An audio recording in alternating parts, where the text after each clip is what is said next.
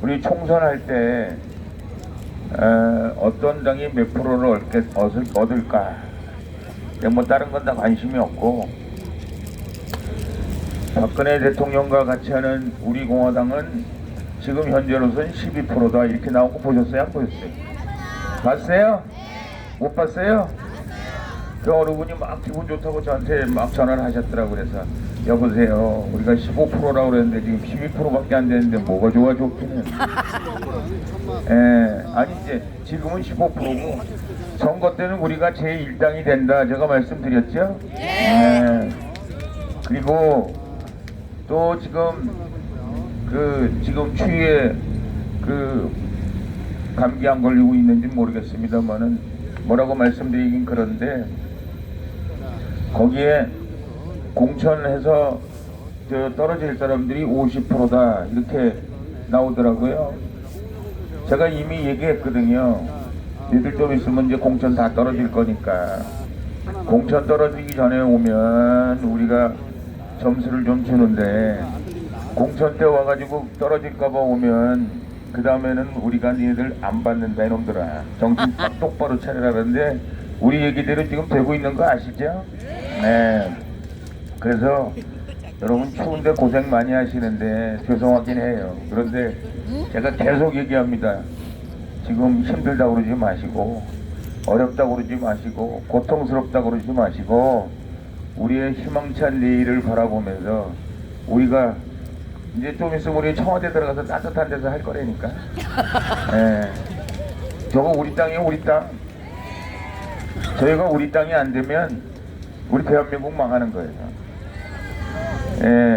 그래서 여러분들이 그 미래의 우리 땅이다라는 아주 확신과 자신을 가지시고 지금 아주 당당하게 우리 행진을 해도 당당하고, 또 공부를 해도 당당하고, 또 우리가 기자회견을 해도 당당하고, 당당한 우리 공화당 여러분들 정말 자랑스럽습니다. 그러나 앞으로 구분응선이 제일 어렵다고 그랬잖아요. 해 뜨기 전이 바로 제일 춥고 구분응선일 때가 제일 어려운데, 그러나 우리는 꼭 해낼 것이다, 여러분들은 꼭 해낼 것이다 라고 생각하고요. 감사하고, 하여간 저희도 최선을 다해서 이 혁명과업이 이루어지는 그날까지 최선을 다하겠습니다 하는 말씀 드립니다. 들쳐오시죠? 파이팅이시죠?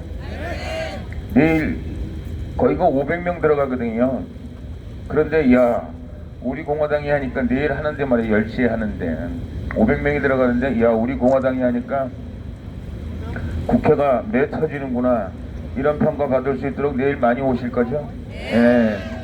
의정부는 제가 그 플랜카드를 200개 달았는데 오늘 아침에 시장님께서 친절하게도 다 띄셨대요. 플랜카드를.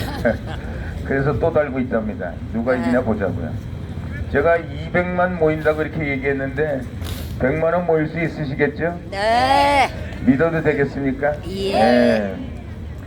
여러분들 하여간 우리 이제 앞으로 가파른 투쟁을 하는데 저희가 여러분들이 이렇게 열심히 참여해 주시고 여러분들께서 열심히 이렇게 따라와 주시지 않으면 이거 어떻게 하겠습니까? 그러니까 여러분 감사하고 다시 한번 감사하고 고맙다는 말씀 드리고, 우리가 열심히 우리 대한민국 역사 바로 배우고, 대한민국의 박근혜 대통령 탄핵무효, 그리고 감옥으로부터 당당하게 걸어 나올 수 있도록 여러분 최선을 그 순간까지, 문재인이 끌어내리는 그 순간까지 최선을 다해 주시기 바랍니다. 감사합니다. 광화문 광장에 오래간만에 왔습니다. 애국가를 해야 될 것 같아요. 그래서 애국가 지금 음향을 준비할 동안에 조금 기다려 주시고요. 오늘 이주천 원장님께서 제목이 뭡니까? 5.16 5.16의 역사적 배경. 근데 오늘 정책위원님들 연구원에서 이사회 겸 정책위원 회의를 했습니다. 박정희 대통령 재단의 자성희 이사장께서 오셨는데, 자서정 이사장께서 책을 잘 만드셨더라고요. 아마 다음에 그 책 소개를 한번 드리겠습니다. 박정희 대통령 각하께서 문경 교사하실 때, 문경 고등학교 교사하실 때, 거기서 이 문경 초등학교 교사하실 그때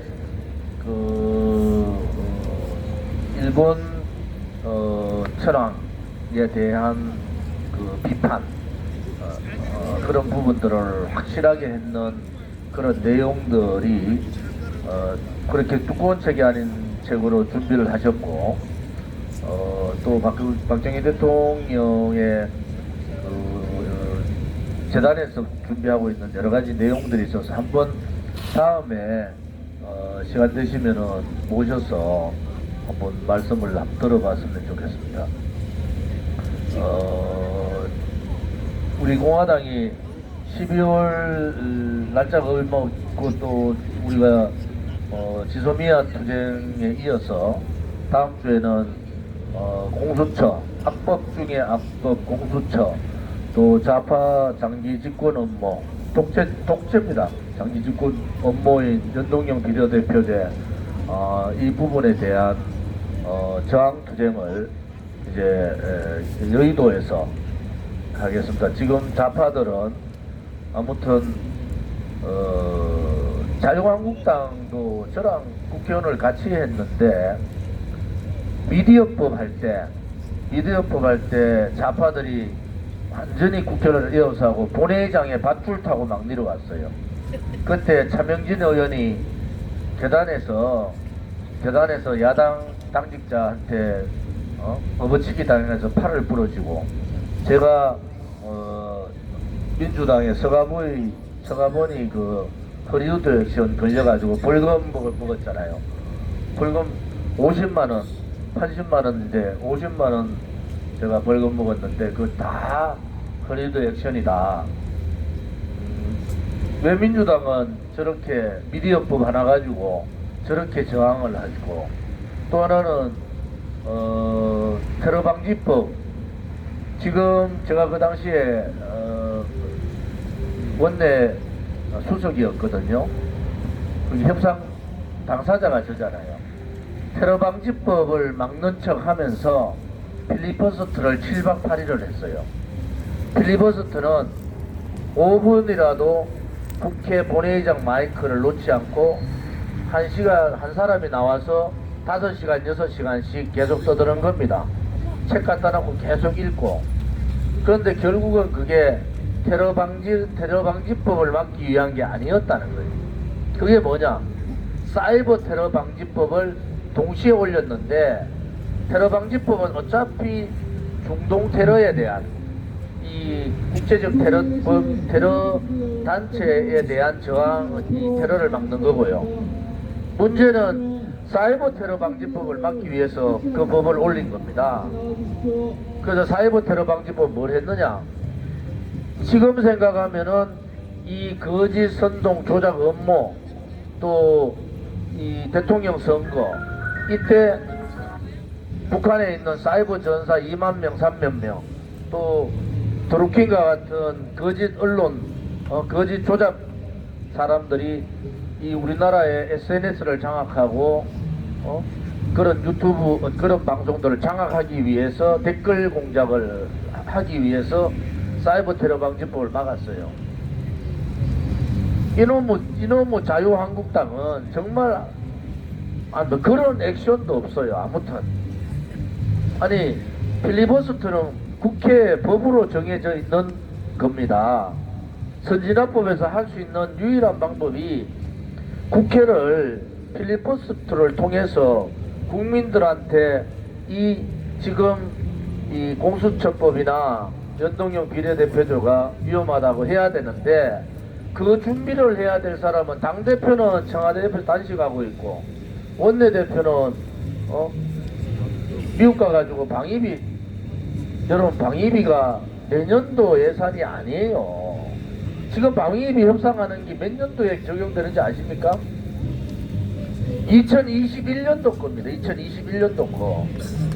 그런데 뭐가 그렇게 급하다고 쪼르륵 지금 완전히 전쟁이 벌어져 있는 상황 아닙니까? 지금 국민들은 이 방위비가 내년도에 당장에 예산을 해야 되는 이런 상황으로 알고 있어요. 그렇지 않습니다. 그래서 저희들이 볼 때는 뭔가 방향을 잘못 잡아가고 있다. 방향을 잘못 잡아가고 있다. 이 저항을 하는데 어떤 분들은 국회의원 총 사퇴하자 이러는데 사퇴해봐야 아무 의미가 없습니다. 왜 의미가 없느냐? 문희상 의장이 사퇴해서 그냥 갖고 있으면 돼요. 사퇴해서 처리 안 하고 더 쥐고 있으면은 사퇴했는 국회의원에 어떤 문제가 생깁니까? 사퇴했기 때문에 국회 들어가지도 못해요. 국회 안에 저항도 이제 못해. 그런데 사퇴 처리는 안 해. 계속 쥐고 있어요. 이러한 상황이 벌어지는 겁니다. 그래서 우리 공화당이 제안을 했잖아요. 자, 지소미아 투쟁하고 공수처법, 악법 중에 악법, 그 다음에 좌파들의 장기 독재 업무, 이거를 막을 수 있는 연대를 좀 하자. 우리 공화당은 돈이 많아가지고요, 애도 볼륨 띄우는지 아십니까? 우리는 시간이 많아서 이 추운데 천막을 50개씩 치고 밤에 이렇게 투쟁하는지 아세요? 최소한도로 황교안 대표라는 사람이 단식하면은 제가 단식할 때 동조 단식을 35명이 같이 했습니다. 14일 동안. 그때 단식이 뭡니까? 구속 연장, 박근혜 대통령의 구속 연장 절대 안 된다. 그 다음에 JTBC의 태블릿 PC 특검하자. 이 두 가지를 가지고 단식을 했잖아요. 그런데 이 자유한국당은 머리는 따로 있고 오른팔 왼팔, 오른다리 왼다리 다 따로 노르는 거예요. 큰일 났습니다. 이제 국민들께서 이제 결정을 하실 때가 된 것 같아요. 자유한국당 도저히 안 되면 대한정당, 우리 공화당으로 힘을 몰아주셔야 돼요. 여론조사에서 우리 공화당한테 여론조사에서 20%만 몰아줘 보세요. 자유한국당 국회의원들 전원사퇴 시킬 수 있습니다. 전원사퇴. 국민들, 우파 국민들이 자유한국당 국회의원들 다 그만둬라. 자유한국당 국회의원들 다 그만둬라. 도라고 마음이 정해진 분들은 우리 공화당을 지지하셔야 돼요. 이제 대한정당으로 갈 수밖에 없지 않느냐. 이 나라가 망한다고 말만 하는데 황교안 대표도 답답할 거 아니에요. 혼자 나가가지고 추운데 앉아있는데 옆에서는 추운데 얼어 죽습니다. 빨리 국회로 들어가자 할 때 또 국회 갔다가 기도하니까 또 아니잖아요.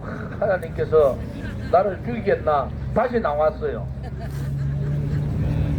지금 이 지금 싸움이 체제 역사 싸움이라는 걸 모른다는 거예요. 이 나라가 체제가 무너지고 역사가 뒤집히는 이 중차대한 싸움을 하고 있는 걸 모르는 거예요.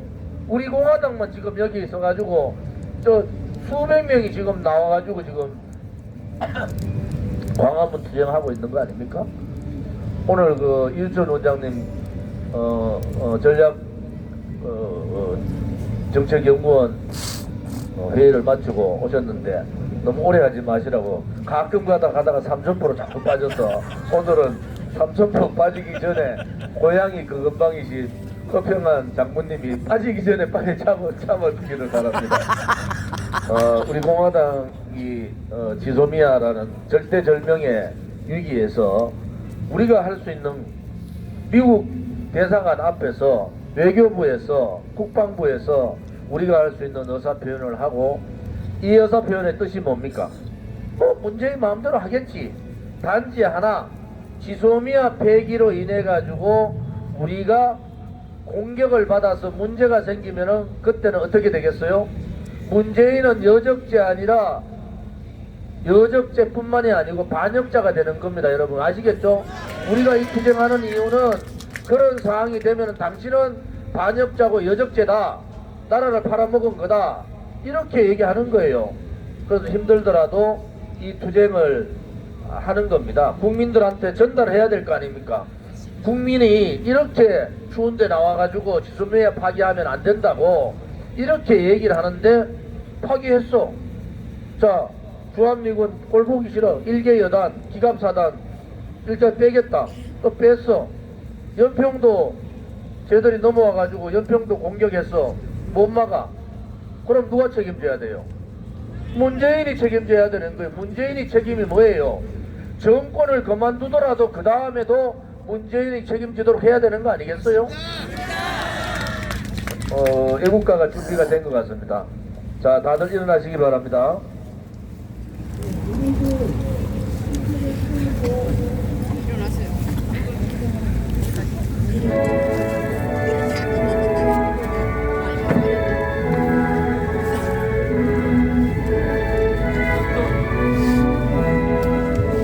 큰 소리로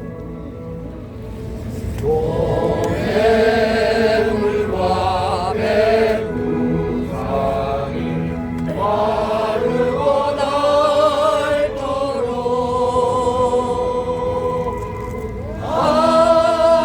하느님이 보호하사 우리나라 만세 무궁화 삼천리 화려강산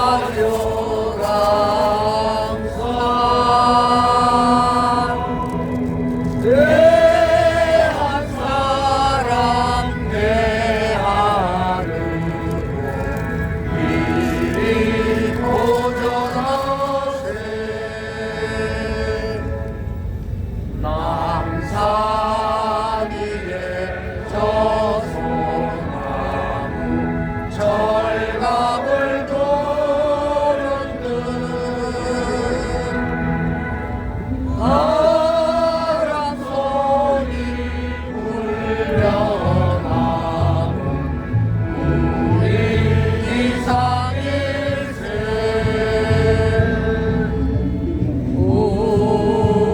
무궁화 삼천리 화려강산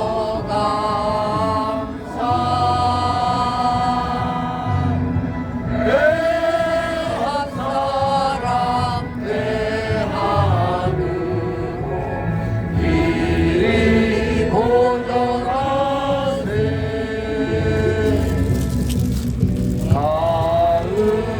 가을하늘 공활한데 높고 구름 없이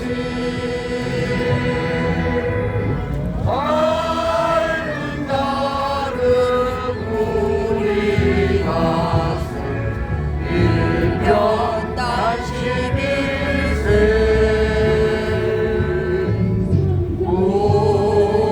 무궁화 삼천리 화려강산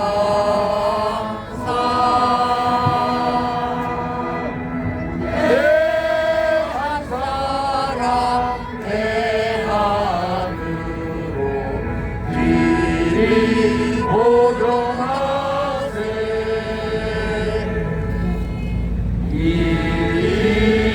이상과 이방으로 충성을 다하여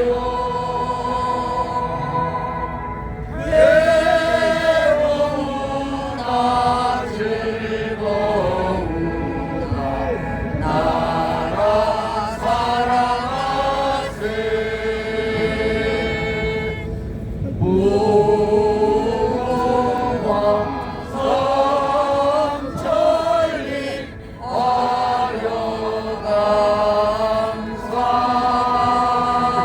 화려강산 대한 사람 대하늘로 이리 도전하세 애국가가 나와서 국회에 대한 경계를 먼저 해야 되는데 순서가 바뀌었습니다. 활동 차렷! 대한민국 국회와 성조기를 향하여 국기에 대하여 경례.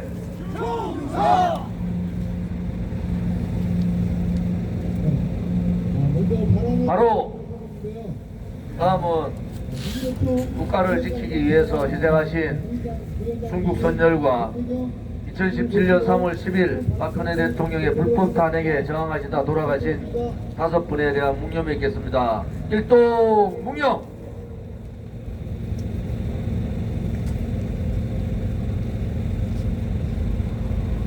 바로 앉아주세요.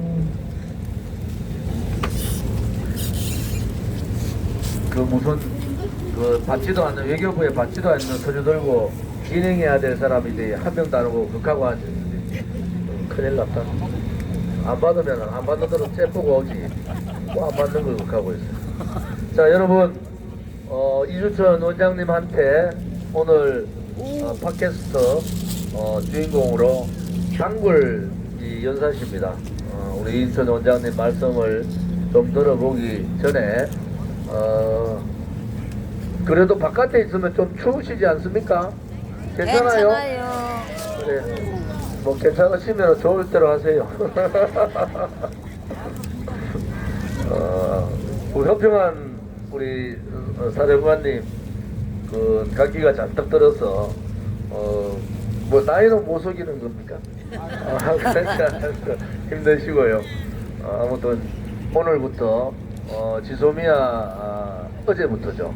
지소미아 파기 반대, 그다음 폐지 반대, 또 공수처법, 또 연동형 비례대표제 반대 투쟁을 오늘부터 12월 5일까지 합니다.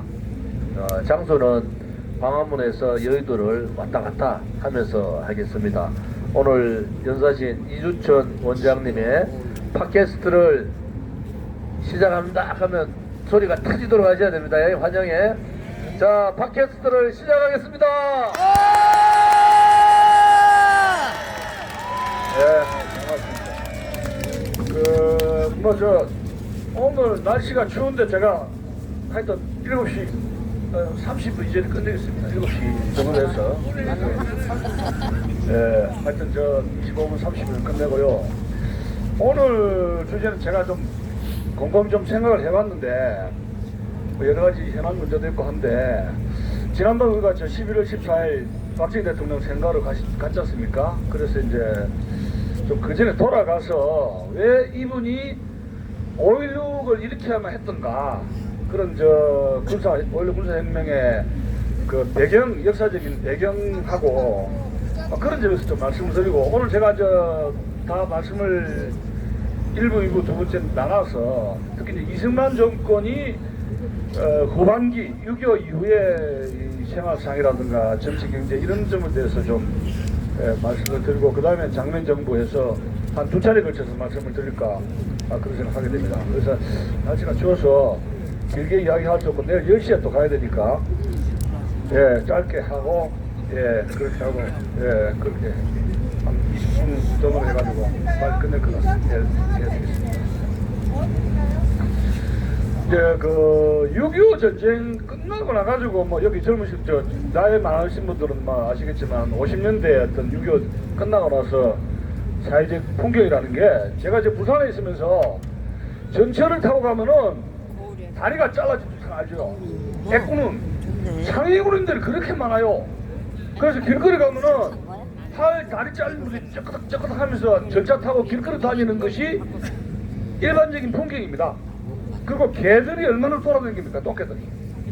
그 다음에 그 당시 50년대 신생 국가가 많은 게 사회 질서, 치안 질서를 위해서 두 가지 질서 유지 차원에서 키우는 게 뭡니까? 군대하고 경찰이죠. 그래서 그 당시에 48년 건국했을 때 경찰 병력이 25,000명 정도 됐습니다. 그러면 신생 국가에서 경찰 병력은 상당히 많은 겁니다. 그러면 우리나라가 경찰 국가였느냐? 신생국에서는 군대하고 경찰력이 많은 것이 당연합니다. 왜? 민주주의가 안 되고 초기에 질서 유지를 했기 때문에 특히 식민지 지배로부터 독립한 국가들은 군대와 경찰이 많은 것은 당연하다. 이런 것을 말씀을 드리고 싶습니다. 그래서 특히 그 다음에 6.25 이후에 미국이 전 세계에 원조를 해주는데 특별하게 원조를 해주는 거는 그 나라 전부 다 100몇 개 국가를 원조를 해줬습니다. 아시아, 유럽, 아프리카 10년 동안에 걸쳐서 특히 원조를 해주는 데가 어딥니까? 군대입니다. 군대. 우리나라 6.25 이후에 국방 때문에 군대 60년 군대를 10년 동안에 미국이 원조로 먹여 살렸다. 이렇게 얘기할 수가 있습니다. 자, 그러면 그 당시에 아파트도 없었고 도시에 판자촌 알죠? 판자촌. 난 괜찮아. 59년입니까? 그 유명한 여러분 그 산하 태풍 알죠? 제가 부산에 있었지만 판자촌 기붕이 그냥 날아가 버렸습니다. 그리고 3.15 4.19 터진 거 아닙니까? 그래서 야 이게 판자촌, 그 판자촌에는 대량 실험, 도시에는 공장이 없으니까 대량 실험이 되고 그 당시에 여기 여자분들 계시지만은 애들이 5명, 10명 낳았습니다. 그 당시에 산화제는 안 할 때입니다. 약이 없어서 애를 지울 수가 없어요. 박정희 대통령도 46, 7살 엄마가 박정희 대통령을 지우려고 그랬는데 그때 먹은 게 간장 알죠? 간장. 간장을 여러 차례 먹었는데 이게 애가 안 떨어지는 겁니다. 예. 결국 이제 이분이 태어났을 때 성격이 얼마나 독하다고 간장을 많이 먹으니까요. 예. 그리고 농촌에는 그래서 보릿고개를 해가지고 고리채가 있죠. 그러니까 이 실업자 때문에 농촌이든지 도시든지 6.25 끝나고 나서는 배고파 못 살겠다니까요. 그래서 56년도에 대통령 선거가 있었을 때 아무개라는 대권 주자가 있었습니다. 간판을 딱 걸었는데 뭐냐? 죽기 전에 배고파 못 살겠다. 죽기 전에 살기 찾자. 배고파 못 살겠다. 죽기 전에 뭐 갈아보자. 이런 것인데 박수를 많이 쳤습니다. 그런데 투표장에 가서 그 사람을 찍어주진 않았어요. 그런데 인기는 있었다 이런 이야기입니다. 그래서 이승만 대통령은 나라를 구했습니다. 6.25로 해가지고 나라를 구하고 미국을 끌어들이고 한미 상호 방어 조약을 체결한 위대한 건국을 건국을 했습니다. 그런데 백성들의 배고픔은 해결하지 못했다는 얘기야. 그래서 미국에서는 당신들 그렇게 배고파하지 말고 일본이 6.25로 해가지고 돈을 많이 얻었으니까 조금만 고기를 좀 이 박사님 고기가 탄탄하지 않습니까? 박사학위 따고 한국의 최초 박사학위 따고 독립운동 오랫동안 했고 국제정치로 하나고 메가든이라든가 이게 펜플리스 장군이 이승만 대통령을 만나면 절절했어요. 원칸 국제정치 학식도 많고 이 영어도 잘하고 하니까 앞에서 공장을 보냈어요. 52년도에 페가산을 만들어가지고 일본이 해냈던 의장을 완전히 장악을 하니까 박수 좀 쳐주십시오. 그래서 미국에서 누누이 이 박사님 고개 조금만 자존심만 굽히고 일본이 돈을 많이 벌었으니까 한일 국교 정상회를 통해서 일본도 잘 살고 한국도 잘 살고 해서 한미일 삼각 동맹으로 해서 아시아에 있는 공산주의자 북한, 중국, 러시아 공산주의자를 막는 방파제 역할을 해주시오. 미국이 계속 서포트 하겠습니다. 10년 동안을 이승만 대통령을 설득했습니다. 그런데 이승만 대통령이 죽었으면 죽었지 일본에 고기를 굽힌 양반은 아니었죠. 그러다가 터진 게 3.15입니다. 3.15 부정선거 4.19 터지고 말게 그렇게 되었습니다. 그러면 박정희 대통령이 왜 위대하냐? 자기의 자존심을 조금 굽히면서 뭐요? 국가를 부국강병으로 일으키고 배고픈 백성들을 먹여 살린 거죠. 그리고 오늘날의 기초를 오늘날의 이 70년의文明의 발전 기초를 만든 게 박정희 대통령이었다 이런 이야기입니다. 그분이 그냥 대통령이 아니라 전략가로서 노동력밖에 없었지 않습니까? 50년대에 우월타비를 해가지고 소 팔아가지고 논 팔아가지고 집을 팔아서 대학을 보냈는데 공장이 있어야지 직장을 구하시오. 공장이 있어야. 예? 그러니까 대학을 졸업해가지고 어디로 갑니까? 길거리 가지고 주목해가지고 깡패 그죠? 그 유명한 정치 깡패들이 많았지 않습니까? 선거 때마다 동원되고 강목제에 돼가지고 여당 야당 해가지고 가서 정치 자금이다 뭐 해가지고 대학을 다닌 사람들이 결국은 정치 폭력배로 이렇게 돌아다니는 게 직장이 있어야죠. 직장이 있어야죠. 그러면 미국에서는 뭘 원조로 해준? 자, 49년도에 북한에서는 이렇게 됩니다. 김구가 갔다 왔는데 김일성한테 아이고 우리가 왔다 갔다 하니까 전기만은 끊지 마시오. 김일성이가 그랬습니다. 아이고 형님 전기를 끊을 수가 있습니까? 민족이 같은 민족인데. 김구가 여러분 4월에 돌아왔지 않습니까? 그런데 전기를 5월달에 끊어버렸어요. 왜? 전기값을 내려왔는데 전기값 낼 돈이 있어야죠. 예? 지금 여러분 탈원전 했죠? 탈원전을 한 게 두 가지 목적입니다. 남한의 원자폭탄 못 만들죠? 북한 김정은 좋아라고 한 거예요. 두 번째, 우리나라가 전기 에너지, 석유 에너지에 봉착되면 북한이라든가 중국이라든가 러시아의 그 천연가스 알죠? 천연가스. 천연가스에 링크해 러시아의 천연가스를 살려면은 북한 쪽으로 해가지고 가스관을 내복을 해야 되죠. 그럼 북한이 뭘 갖다 바쳐야 됩니까? 달러를 갖다 바쳐야 되죠. 우리들 중국과 북한의 공산주의에 링크를 시키겠다 이겁니다. 그 뭐 다 끝나가요. 더 이상. 그래서 그 당시에 그러면 전력이 부족해가지고 그랬고 생풀 부족한 거 뭐고 지금 여러분 간장이라든가 라면 라면이 월남전쟁 때 만들어진 겁니다. 라면 만들어지도 못했고 설탕, 비료, 구공탄도 만들지 못했어요. 그러면 뭐가 있느냐? 쌀농 농사하는 거 농사로 수출할 수 있습니까? 쌀농사. 50년 6.25 때 필리핀이 우리에게 쌀을 주고 군대를 보내줬습니다. 6.25 때 우리보다 국력이 뛰어났어요. 그러면 미국이 뭘 우리한테 도와주느냐? PL408이라는 게 있습니다. 무상원조, 강냉이, 밀가루, 쌀 같은 거 알죠? 피자, 감자. 그러면 미국에서 남아 돌아가는 것이 강냉이라든가 밀가루 알죠?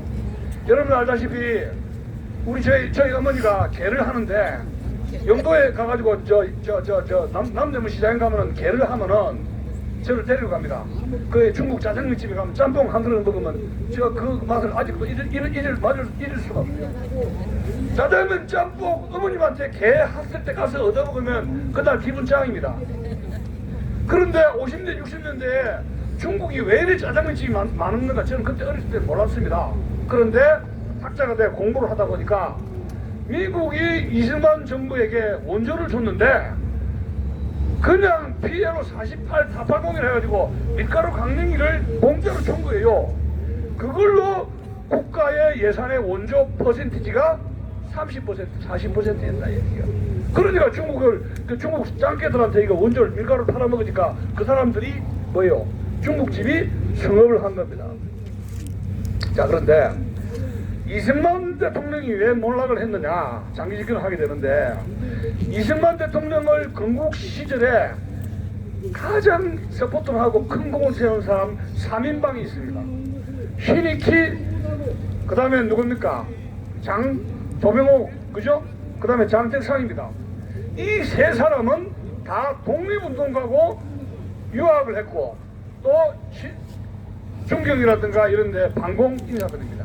자, 이 김구가 평양 갔다가 와가지고 이 상해라든가 중경에서 김구를 따르던 같이 일했던 독립운동가들이 반공노선을 했던 사람들은 이건 아니겠다.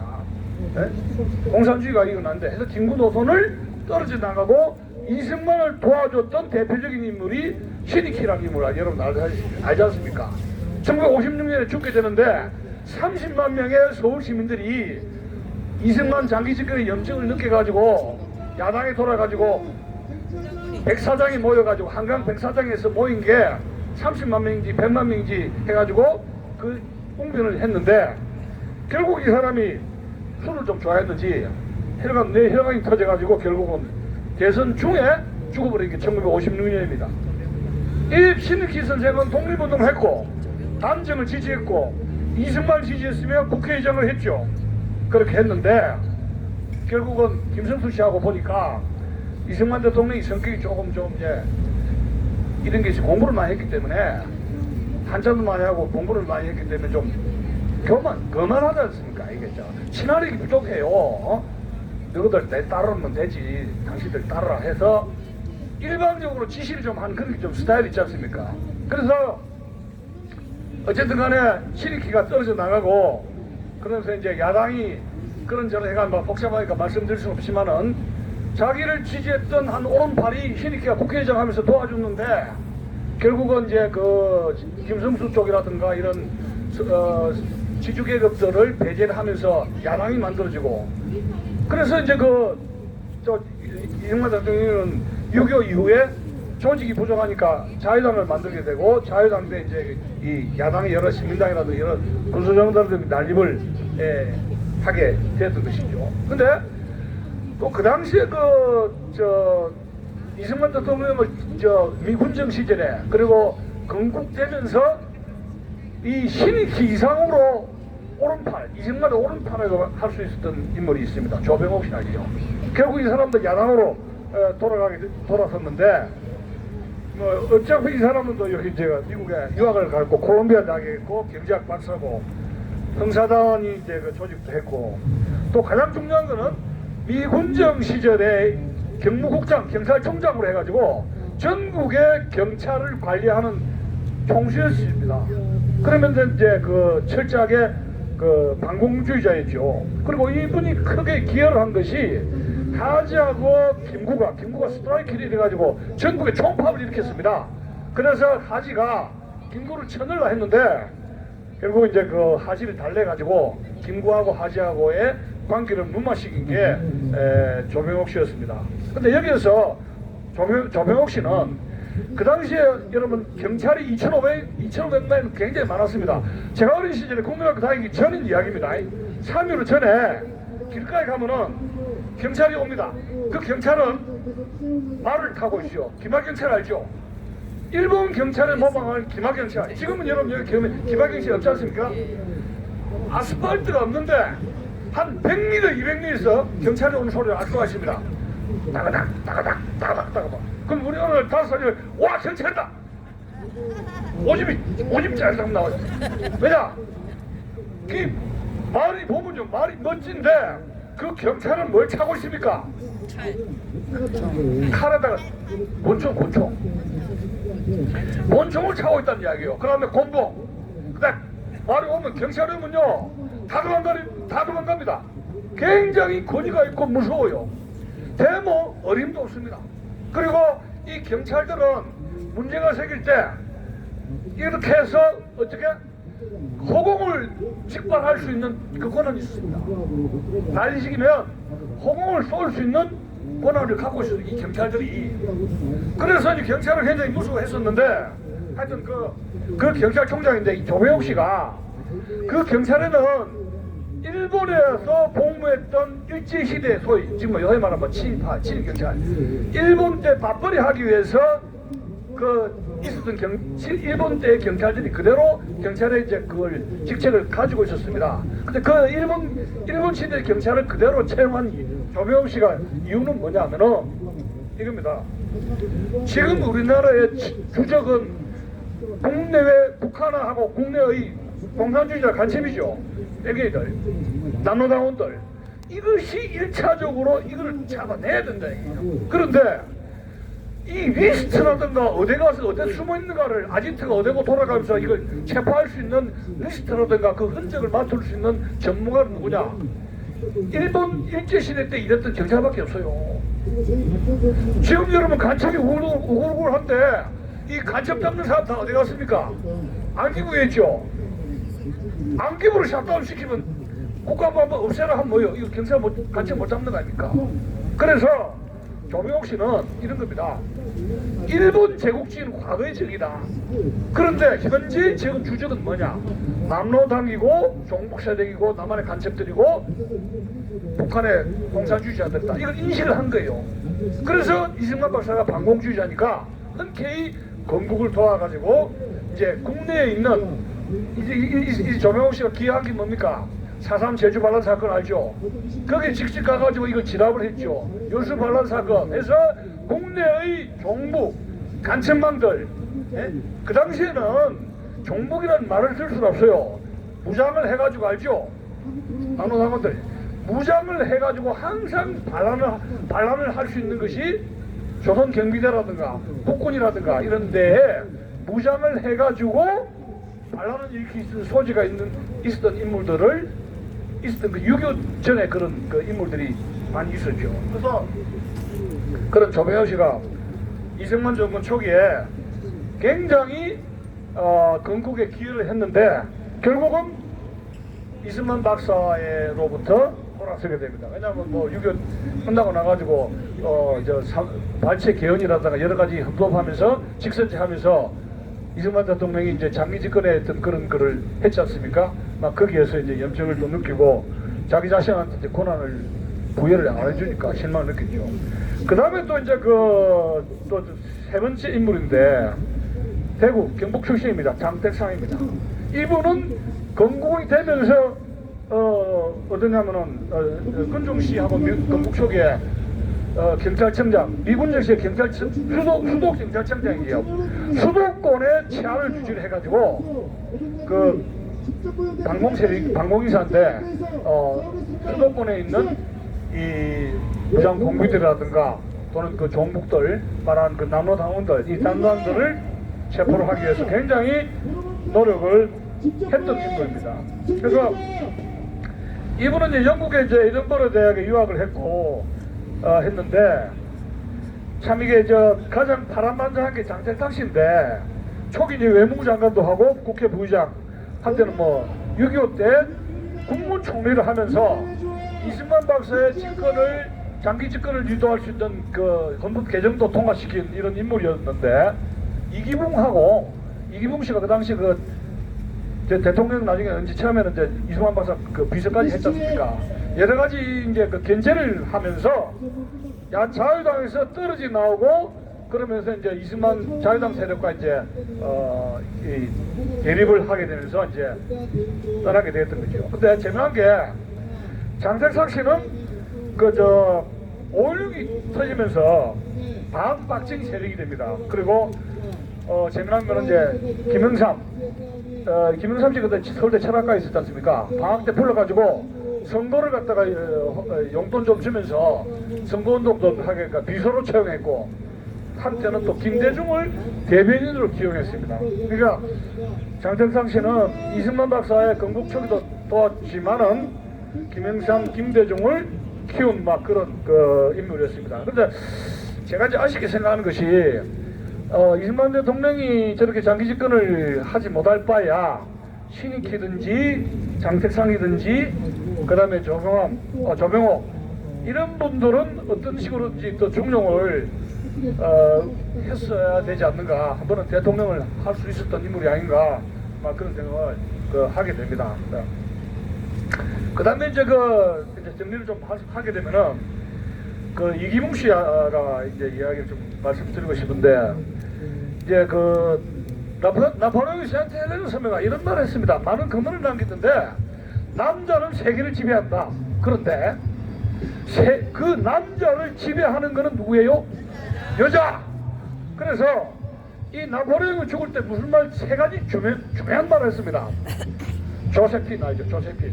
자기가 영원히 사랑한 이혼한 여자 황후 조세핀. 그 다음에 프랑스, 그 다음에 아미 이런 말을 했습니다. 프랑스 아미 조세핀. 얼마나 좋아했길래. 근데 그 여자하고 이혼했어요. 애를 낳지 못한다고 이혼했어요. 근데 이기붕 씨의 이 비극을 보면은 정말로 남자를 좌지우지하는 건 여자다 하는 것을 알 수가 있는데 이기붕 씨는 박마리아라는 여인이 있었는데 이대 영문과를 나왔어요. 그럼 이대 영문과가 뭐냐?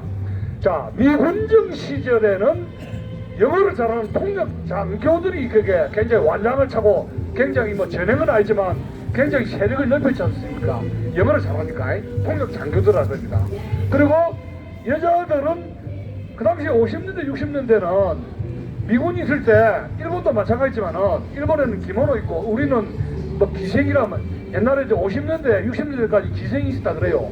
뭐 적대하는 그런 건데 그래서 이제 기생들도 고등 영어도 좀 하고 이런 거는 굉장히 미군들한테 인기가 있었고 또 달러를 많이 벌어들습니다. 우리나라 기생하신 분들이 우리 그걸 좀 잊지 말아야 되는데 박마리아가 2대 문과를 나왔는데 왜 그러면 권력에 왜 가까이졌느냐? 여러분 알다시피 프란체스카 여사가 큰 실수를 한 게 하나 있습니다. 한국어를 배우려고 노력을 안 했다는 거예요. 제가 그랬죠. 김대중은 죽을 때까지 천수를 누렸습니다. 근데 박정희 대통령 각하는 왜 심해육 사태를 맞았느냐? 제가 그랬죠. 영어를 배우는 신용을 안 했다. 그 차이예요. 그 차이. 모델도 좋은데 영어를 콩글리시를 하는 그 제스처에 김대중은 살아남은 겁니다. 북한에 오프를 갖다 준다고. 그러니까 미국은 전 대표님은 미국 가셔서 영어를 좀 하셨는지 모르는데 영어를 하게 되면 어떤 생각을 하냐. 미국 지도자는 저 사람이 내 편이구나 이렇게 오해 아닌 오해를 하게 됩니다. 영어를 좀 배우면 신용을 하게 되면. 그래서 김대중이가 살아남았던 거예요. 그러면 이기붕 씨는 그러니까 프란체스카 여사는 왜 이 사람이 실수를 했느냐? 오스트리아 말도 독일어 하고 이탈리아 말도 하고 영어도 하고 잘하는데 와가지고 한국말을 배우려는 노력을 안 한 겁니다. 그러니까 소통이 안 되죠. 그러면서 자연히 여자인 영문과 여자들, 이대 출신 여자들을 불러 모아가지고 이야기가 되고 되니까 이대 여자들 쪽으로 해가지고 이게 인해장막이 쳐지게 되어버립니다. 그래서 그런 점이 좀 있었고 이 여자가 이제 프란체스카 여사로부터 많은 정보를 얻으니까 욕심이 생기죠. 점점 야심이 생기는 겁니다. 그래서 이제 이기붕한테 이리시오 저러시오 당신이 것도 못해 하면서 바가지를 팍팍팍 그러는데 이 이기붕은 마음씨가 굉장히 착해요. 그런데 어찌됐냐면 이승만 대통령이 아들이 없지 않습니까? 그 양자 이강석이죠. 장남을 이강석이를 양자로 입직시키니까 박마리아 콧대가 더 올라가고 그러면서 이제 계속 부인이 이제 마무리하게 됩니다. 요거를 하게 된 것이죠. 오늘 날씨도 춥고 하니까 내일도 막 클라이막스 올라가려고 하는데 내일 또 합시다. 다음에.